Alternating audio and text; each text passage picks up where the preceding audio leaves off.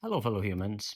In his book, How Fascism Works: The Politics of Us and Them, Jason Stanley defined fascism as the cult of the leader who promises national restoration in the face of humiliation brought on by supposed communists, Marxists, and minorities and immigrants who are supposedly posing a threat to the character and the history of a nation. The leader proposes that only he can solve it, and all of his political opponents are enemies or traitors.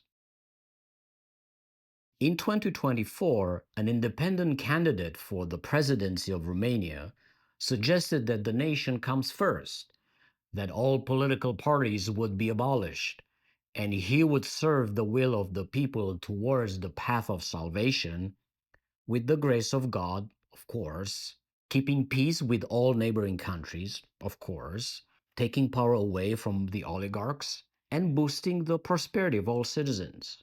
We are on the verge of fascism 2.0, where tanks and guns are complemented by opaque social media platforms and tech gurus that are not held accountable for the consequences of their work. Money continues to flow into politics. Oligarchs continue to keep politicians in their pockets. Messianic leaders continue to rile up the masses. Electoral democracy is also failing as a system. We simply cannot get governments elected that are willing or capable to phase out insane levels of wealth and income inequality. Since fascism is a byproduct of a systemic imbalance, it is unlikely that the system will be able to regulate itself from within. I have come to believe that no matter how hard we try, we cannot save capitalism from itself. The crisis will reach its climax in the form of traditional wars and economic wars, or sustained massive unemployment. We are not there yet. The COVID 19 pandemic was just an early teaser of what's in the books. However, the appetite for change is real across ideologies and cultures. Not just the left is upset with capitalism, but even the far right can adopt politics of degrowth against capitalism. The battle is about how to replace the old system with a new system that is not born yet. The establishment of permanent national citizen assemblies might be the most sensible approach to counterbalance the political deadlock. These citizen assemblies should be tasked, at the bare minimum, with finding solutions to phase out the doctrine of proportionality that links the regime of power with the regime of private property. For example, replacing the one share equals one vote system with one person equals one vote system in the ownership of corporations. Phase out the doctrine of dispossession, which allows the conversion of property into capital. For example, turning indigenous land into capital for fossil fuel companies, or personal data into capital for big tech companies. And phase out unelected economic hierarchies by allowing workers to elect managers and executives for limited terms, and allowing employees to participate directly in the governance of their company. I have previously introduced these doctrines here. These solutions would mean the phasing out of the stock markets as the means to exchange ownership shares in corporations.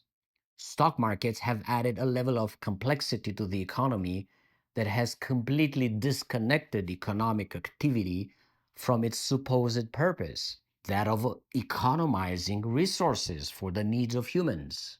These solutions will also phase out billionaires and multimillionaires with the introduction of wealth taxes and maximum limits on wealth and personal income. These solutions will establish economic rights that were first mentioned by President Roosevelt in 1944 and go further to the extent of making housing a human right and affordable for all humans. They will establish concrete metrics for what a sustainable lifestyle means for all humans on Earth, within planetary boundaries and with fairness equally distributed. Judgments about what a decent lifestyle means for someone in the rich global north should consider the circumstances of all people living in the poor regions of the global south. Well-informed citizen assemblies may be the only deliberative forum in which such numbers can be determined.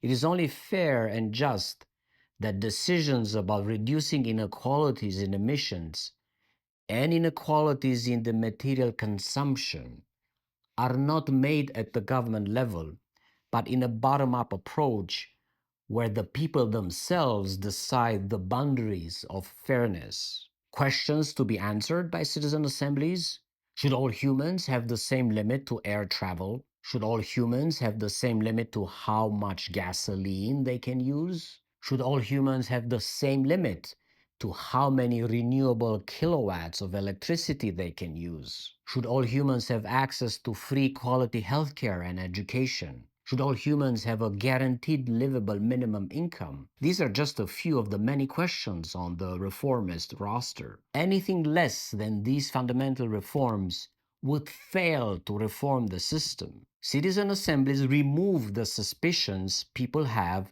with the electoral system and with corruptible politicians. Regular people are selected at random to participate in citizen assemblies. This method of selection answers directly concerns about fairness and genuine representation, since anyone could be selected. Degrowth means the phasing in of economic democracy and the phasing in of well-being economics. Degrowth is asking these important questions, and many more, that are fundamental to creating a new economy. There is simply no path forward without deciding democratically how fairness should be distributed between all citizens and also between nations. Fascism rises when fairness has stopped being the center of public discourse, when leaders are obsessed with talks about identity, meritocracy for the privileged, rewards for the famous and the powerful.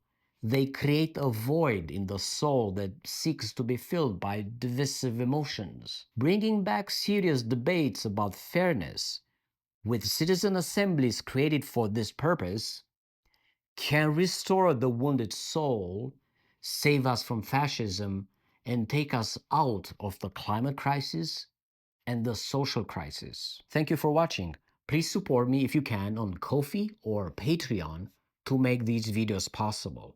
Until next time, be well, increase the peace.